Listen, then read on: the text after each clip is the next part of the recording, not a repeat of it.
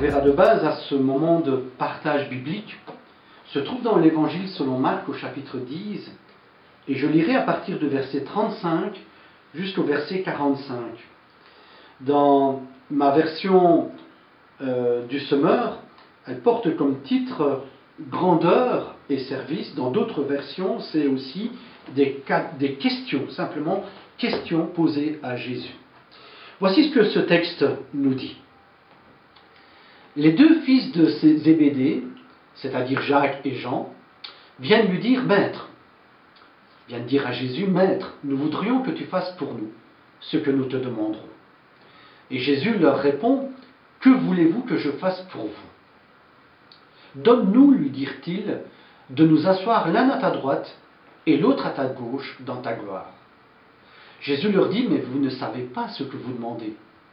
Pouvez-vous boire la coupe que moi je bois, ou recevoir le baptême que moi je reçois ?» Et ils lui dirent « Nous le pouvons. » Et Jésus leur répondit « La coupe que moi je bois, vous la boirez, et vous recevrez le baptême que je reçois.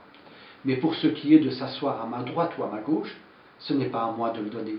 Les places sont à ceux pour qui elles ont été préparées. » Les dix autres disciples, qui avaient entendu, commencèrent à s'indigner contre Jacques et Jean. Et Joseph les appela et leur dit « Vous savez que ceux qui paraissent gouverner les nations dominent sur elles en seigneurs, et que les grands leur font sentir leur autorité. Il n'en est pas de même parmi vous. Au contraire, quiconque veut devenir grand parmi vous sera votre serviteur, et quiconque veut être le premier parmi vous sera le serviteur de tous. Seigneur, je veux une place à tes côtés. » Voilà ce que les deux disciples demandent à Jésus. Et il y a peut-être quelque chose de légitime de vouloir être avec celui qu'ils ont suivi pendant 3 longues années. Mais Jésus va leur dire qu'ils ne savent pas ce qu'ils demandent, qu'ils ne réalisent pas la portée de leur demande et ses conséquences. Mais avant de voir pourquoi Jésus n'accepte pas cette demande, j'aimerais souligner qu'elle ressemble beaucoup à nos propres demandes, d'avoir une place précise, des racines qui nous permettent d'avancer, de tracer notre propre chemin. C'est ce qui manque parfois chez des personnes dont les figures d'autorité, que sont les parents, ont été défaillantes ou absentes ou excessives. Et je ne crois pas que c'est ce type de recherche que Jésus va refuser.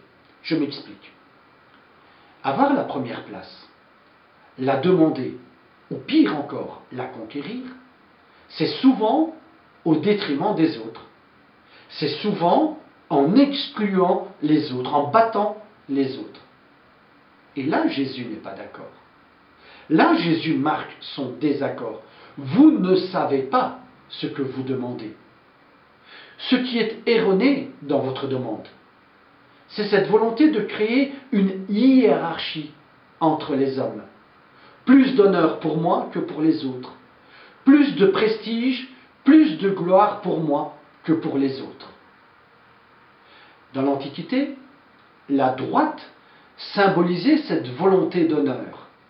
Et la gauche symbolisait soit le rejet, ce qui a donné en italien, la gauche sinistra, qui donne en français sinistre. Et donc la gauche pouvait symboliser soit le rejet, mais aussi, dans notre contexte, la force, l'armure, et plus particulièrement le bouclier, qui était tenu dans cette main gauche, et qui servait à la fois à se protéger de l'attaque d'un ennemi, mais aussi à repousser cet adversaire. Jésus donc voit le danger qui est sous-jacent à cette demande. C'est vouloir les honneurs qui entraîne une part de rejet des autres. Tout comme le bouclier qui sert à se protéger et à repousser l'ennemi. Demander donc une place d'honneur, n'est-ce pas risquer de rejeter et de rabaisser les autres? Dans un autre évangile, ce danger a déjà commencé à agir dans la mère de Jean et de Jacques, qui va prendre cette initiative de cette demande. Dès la demande, la face cachée de ce danger apparaît. C'est la jalousie, c'est l'envie, c'est la réprobation. Ce sont là deux faces d'une même problématique qui guette la cohésion et l'unité d'une société, d'une famille ou d'une église. Ce n'est pas toujours facile de déceler en soi cette soif de prestige et d'honneur ou cette envie et cette jalousie. Ce que Marc rapporte dans ce chapitre 10 montre où peuvent se cacher les racines de tension et de division dans une société, dans une famille ou dans une église. Je résume avant de poursuivre. Chaque personne cherche à trouver sa place dans un groupe. Et cela, c'est tout à fait normal et tout à fait légitime. Mais ne confondons pas place et gloire ou prestige. Et son frère jumeau, jalousie ou envie d'acquérir une place. À partir de cette courte réflexion, nous pouvons penser l'égalité des droits de chacun et la justice pour tous. La communauté que Jésus veut créer est une communauté où chacun se rend compte des différences qui existent entre nous, et en même temps, il se rend compte de ces différences, en même temps qu'il se rend compte de ces différences, il se rend compte aussi qu'il ne peut pas être complet tout seul.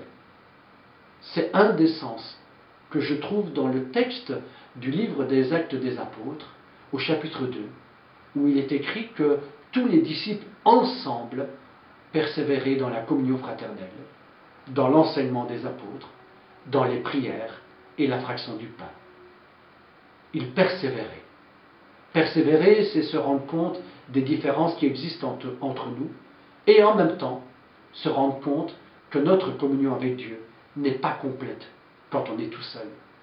C'est là un fameux paradoxe. C'est dans un groupe, que ce soit une famille ou une église, que l'on risque le plus d'être déçu. Et pourtant, c'est là aussi que se trouve la présence du Seigneur Jésus. Jésus lui-même qui dit, lorsque 2 ou 3 sont réunis en mon nom, je suis présent au milieu d'eux. Ce sont les deux bases d'une vie communautaire édifiante et d'un combat que chacun doit mener pour sortir de son individualisme et aller vers une vie de partage. Pour illustrer cette vérité, Jésus fait référence au baptême. Êtes-vous capable de passer par le baptême que je vais subir bientôt? Vous le savez certainement, le mot baptiser signifie plonger, immerger, submerger quelqu'un. Mais ce mot représente aussi une épreuve, une souffrance, à l'image soit d'un bon bain relaxant, et à l'autre image, celle d'un tsunami dévastateur. Et Jésus leur dit donc qu'ils sont incapables de passer par où il va passer. C'est-à-dire qu'ils sont incapables de revendiquer autre chose que de recevoir gratuitement. De recevoir gratuitement la place que Dieu leur donne. Ils sont incapables de revendiquer autre chose que l'amour gratuit du Père. Et en disant cela, Jésus montre que la demande des fils de Zébédée ressemble plus à un tsunami relationnel qu'à un bain relaxant. Ils restreignent le nombre de places. Je veux la droite, je veux la gauche. Alors que son baptême à lui, le baptême de Jésus, c'est ce qui nous permet à nous d'être en paix, d'être dans un bain, dans un baptême relax. S'il est le seul à être baptisé de ce baptême terrible qu'il subira à la croix, il ouvre néanmoins et largement les places de chacun à ses côtés, sans gradation de mérite ou de sacrifice.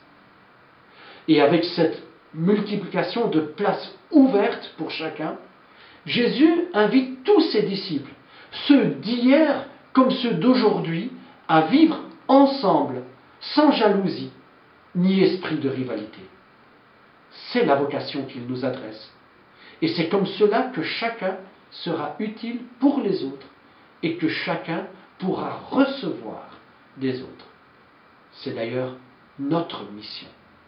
Ensuite, Jésus précise, ces places à ses côtés sont réservées. Elles vont être occupées, certes, mais par ceux pour qui elles ont été préparées ou réservées ou destinées par avance. Jésus fait là une référence à une tradition orientale. Lorsque quelqu'un attendait un invité important, il envoyait ses serviteurs à sa rencontre. Et ceux-ci devaient lui préparer même le chemin, faciliter la route, protéger l'invité de toute tentative de racket ou de kidnapping. Et quand je lis que Dieu nous a tant aimés, a tant aimé le monde, qu'il a donné son Fils, qu'il a envoyé son Fils unique, j'y vois cette place qui nous est réservée. Nous sommes ces invités de marque que Dieu attend dans son royaume. Nous sommes comme les invités dans cette tradition orientale. Nous avançons vers la maison du Père et les places sont prêtes. Elles sont réservées, elles sont déjà préparées. Et nous n'avons pas à nous chamailler, à nous jalouser sur les honneurs. L'honneur, la gloire, c'est de se savoir attendu, accueilli dans la maison du Père. Alors, est-ce vraiment important de savoir qui a le plus grand diplôme, qui a les plus grandes médailles, les médailles les plus brillantes? Ce qui est important, c'est ce que l'on sera, c'est ce qu'on est actuellement, ici et maintenant, avec le Seigneur, avec lui, à nos côtés. Ou plus précisément qu'il est avec nous jusqu'à la fin du monde. Ça, c'est important. Ça, c'est vital. En conclusion, notre engagement, notre baptême à nous, pour reprendre les termes de Jésus, c'est de savoir que nous avons notre place à ses côtés.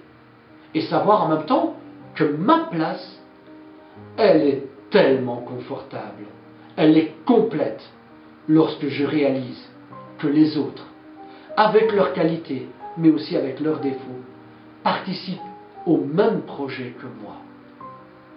La question des fils de Zébédée, finalement, elle permet à la communauté de réaliser ce principe important et déterminant pour le témoignage de l'Évangile. Suivre le Christ n'est pas une exigence de perfection, mais le souci de la vie communautaire qui nous permet d'avancer vers ce qui est la promesse divine pour le monde. C'est en cela que nous donnons notre vie à la suite du Christ. Mais c'est en cela aussi que nous buvons de sa coupe et que nous sommes baptisés en son baptême. Que le Seigneur nous bénisse. Amen.